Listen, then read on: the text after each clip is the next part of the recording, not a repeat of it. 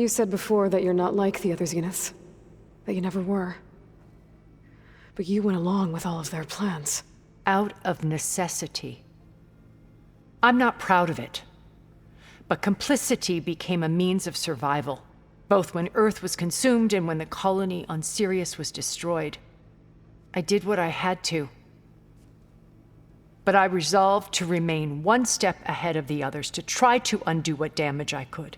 Hence the data channel with Beta. The secret passage into their base and the little trick I pulled to save you.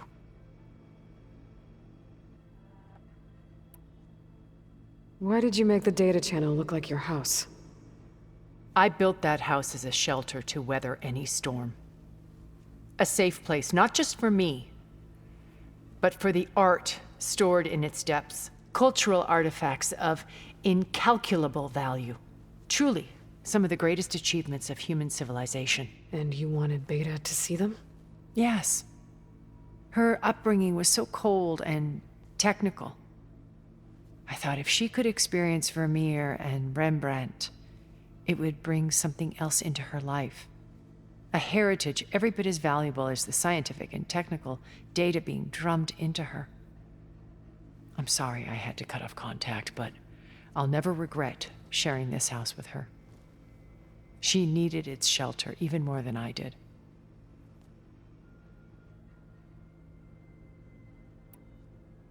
Why do you think Elizabeth pulled away? I've wondered that for 1,000 years. She was brilliant, visionary. She cared so deeply for the world, for the betterment of humanity. But it also felt like she kept everyone at arm's length, including me. She never wanted to share her burdens. I think, in the end, she had a core that she never let anyone be part of. Sometimes I wonder if anyone really knew her. I found a recording of you and Elizabeth back in the Proving Lab, after Far Zenith's attempt to steal Gaia. Yes. A most unpleasant conversation. She said something after the call. I think she regretted how things ended between you. Did she? All this time, thank you for telling me. I've always hated that those were the last words we ever said to each other. And that her last impression of me was as a functionary of Far Zenith, not who I truly am.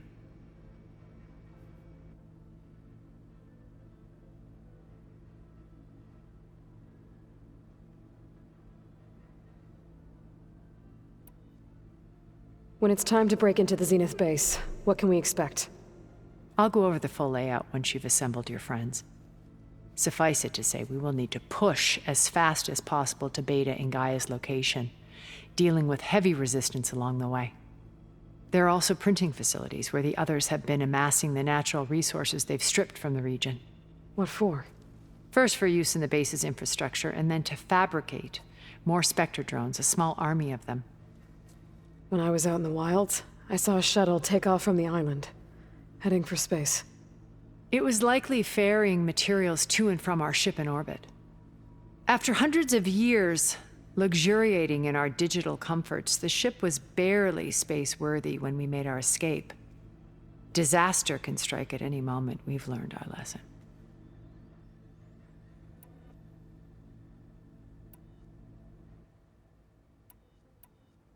So, Eric.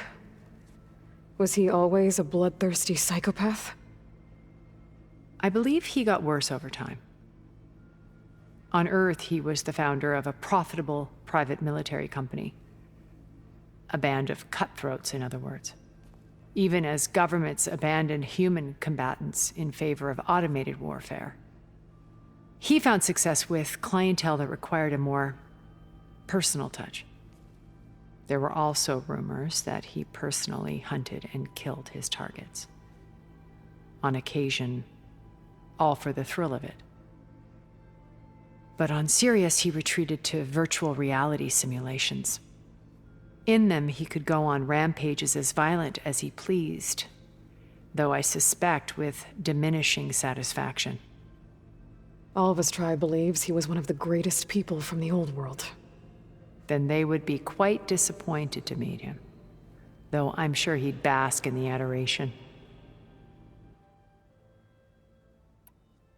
What can you tell me about Gerard? He was the head of the world's largest financial conglomerate, and as such had dealings with almost every major corporation. It made him one of the wealthiest people on Earth, and certainly the wealthiest among Far Zenith. What does one person do with that much money? Buy more power, more influence. Gerard's always believed himself to be a refined patrician, able to maintain control with a polished smile. But beneath that exterior is a cold and calculating operator. It was his decision to restrict Beta's upbringing to her digital educators, the avatars of the Apollo database, while we were painted as her benefactors. Well, we'll deal with him soon enough. And the others. I would very much like to see his face when he realizes we've beaten him. When I was in the ruins of Vegas, I found data on a man named Stanley Chen. I think he was a Zenith. Stanley, ever the optimist. He was one of the good ones. When we established our colony, he built an exact replica of Las Vegas in virtual reality. Lights, shows, gambling, every detail perfectly recreated. And while others cloistered themselves in their own fantasies, he flung his doors wide to everyone. The way you're talking about him, I'm guessing he didn't make it back to Earth? No, he perished when our colony was destroyed. He would have been thrilled to discover that part of his beloved city survived. When Beta escaped and hid in an ancient research facility, I saw another one of the Zeniths, Verbena. Who was she? A dull star amidst a sea of brighter constellations. Unlike most of Far Zenith's members who amassed their wealth through shrewd business deals and technological achievements, Verbena inherited her billions. Her father had achieved great success in the luxury holotourism industry. At age 24, she became the world's most eligible bachelorette, branding herself a life designer. Someone who leverages their fame to influence the choice of others. What, like a cult? In a way, yes. Well, she must have done something right to have survived this long. She was her own brand of ruthless. That much is true. But even rats can cling to a vessel for escape.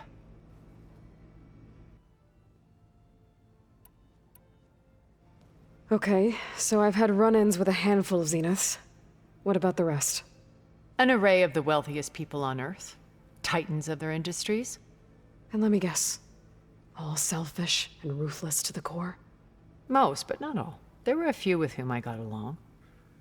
Annika Murjani, for instance, was always delightful. She founded the Holonet's most successful dance channel and was herself mesmerizing to watch. And I had fascinating discussions with Song Jiao about her work in cellular biology. Our immortality treatments are due in part to her achievements. But then there were others like Devin Miller, the CEO of a fast food printing corporation.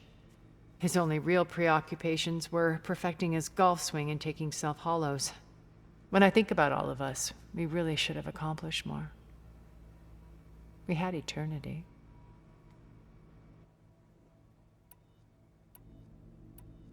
Have you figured out how Silence's weapon works?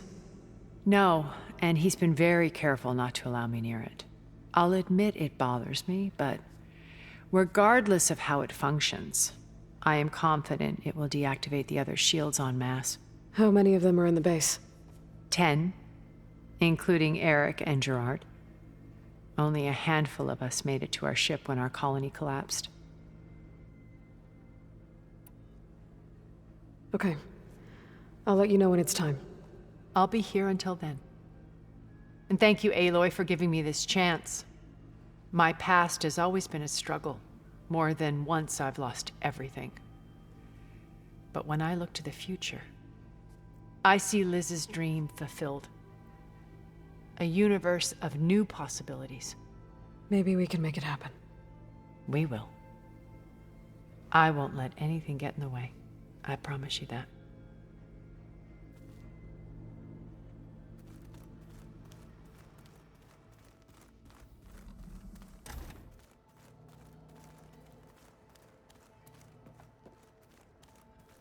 You know, we've never played Machine Strike together. Oh no. I got enough trouble with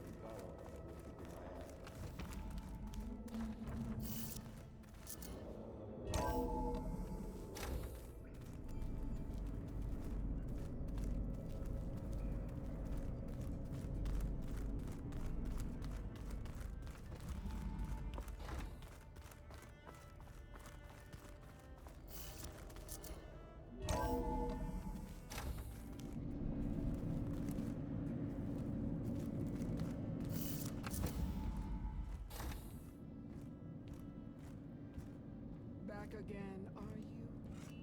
This place smells wrong. No sand or wind, only cold steel.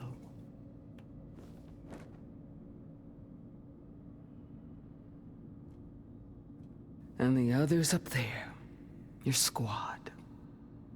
They can hold their own. And as for this base, it may not be what you're used to, but it is a shelter. Call it what it is. A cage. You came here on your own. For the battle you promised. So for now I wait in my cage for your word. Tell me when to strike.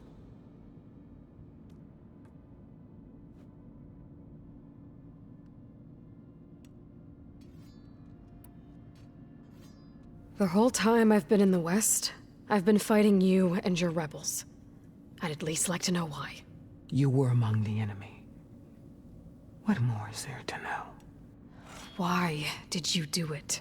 Dorak, Jiroka, Makalo, and the Karja pushed into the desert to raid our people. My brother's squad was among the first to intercept them. But the Karja captured them, strung them up, and burned them alive as an example. It was too late. I found them by the sound of their screams. So you wanted vengeance? Vengeance? No. I wanted devastation. To tear down the Karja's cities and drown the land in blood. Hunt down every last survivor and grind their bones until the sky chokes on the dust. But my chief betrayed me. Betrayed the Tenakth.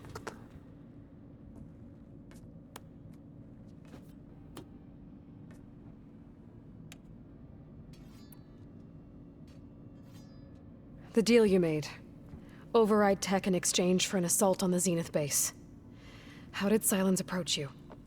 That name means nothing to me. My agreement was with the Oseram Sera and her sons of Prometheus. So all this time, you didn't even know who you were really dealing with? And you trusted an Outlander? If it was a trick, I would have crushed her. But she spoke with the same burning hatred for the Karja. And she offered me the chance to run them down with machines. The terror in your enemy's eyes when they see you charge. You know what I'm talking about. I bet you felt it. I don't think so. What about your end of the deal? Would you have honored it? Had I killed Hekarro and become chief, these Zeniths would have been the first of the tribe's victories. But because of you, my people will continue to consort with the enemy. A tribe of weaklings. Because of me, hundreds of Tenakth won't throw away their lives in a battle they can't win.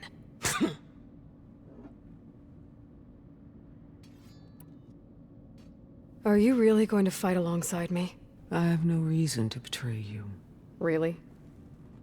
I failed to kill Hekarro, failed to eliminate you. No Tenakth would follow me now. The Karja remain out of my reach, cowering behind their walls. All I have left are the screams of those long dead and unending rage. So show me where to bury it.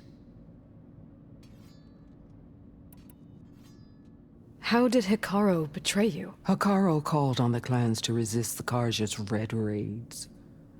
But we did more than just defend. We hunted them, and they fled as children before a pack of Clawstriders all the way to their border. There we ripped down their stone walls. Their domain was ours for the taking. But when it came time to push on, Hikaru ordered us to fall back. What soldier retreats when slaughter is at hand? The kind who wants peace for their people. Peace is just a lull between vendettas. But I thought my chief had greater tactics than mine, so I stood by him, even when he allowed that filthy Karja to join our ranks. Fashav. I enjoyed watching him die at the embassy. He should have been put down when we first captured him on the field. Instead, Hikaru made him a marshal. Fashav told me how he became a marshal. He earned it just like any Tenakth. It was an insult. No outlander can ever deserve to wear our armor, bear our marks. And then a Karja messenger was brought before us? That's when I knew. I had to run my blade through Hikaru and drag his treacherous corpse to the gates of the Sundom.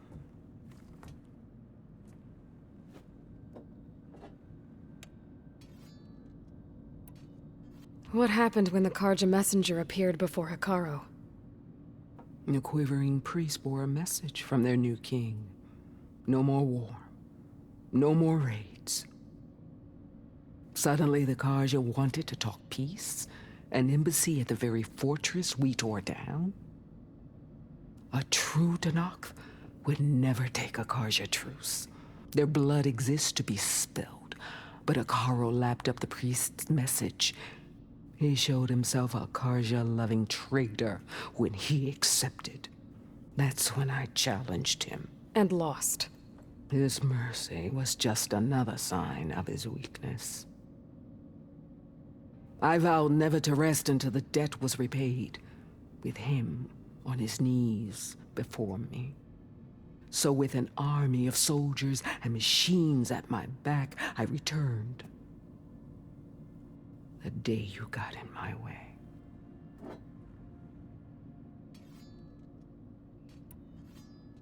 All right. I guess we'll both face the end soon enough. Ever since you got in my way, I've wanted to see your bones burned white beneath the sun. But if I'm to die in battle, then it might as well be with the one who flew with the wings of the Ten. I'll let you know when it's time to move out.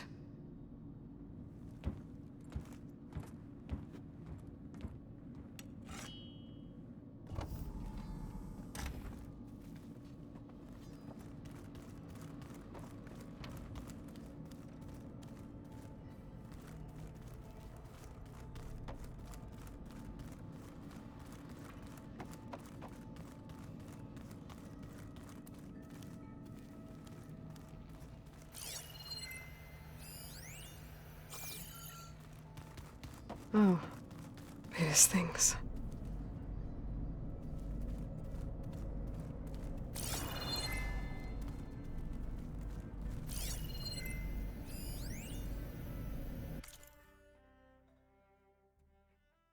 Hey, Loy.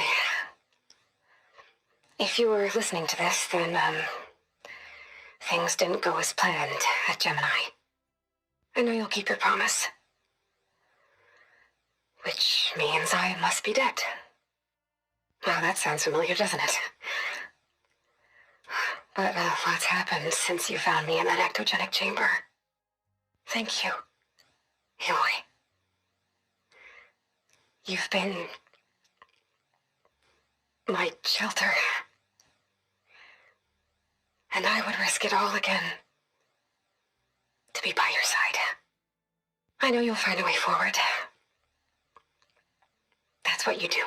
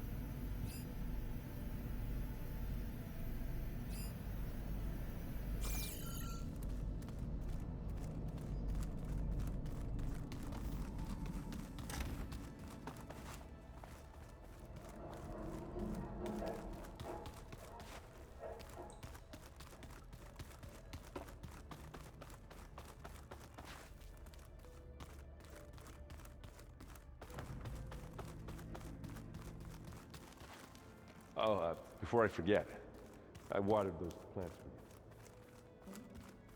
I just know they meant a lot to you. Okay. Maybe it's time to get everyone together so Tilda can brief us. But is there anything I should handle before that?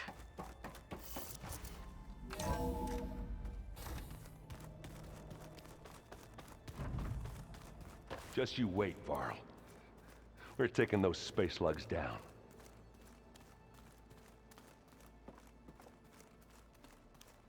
Did you need something?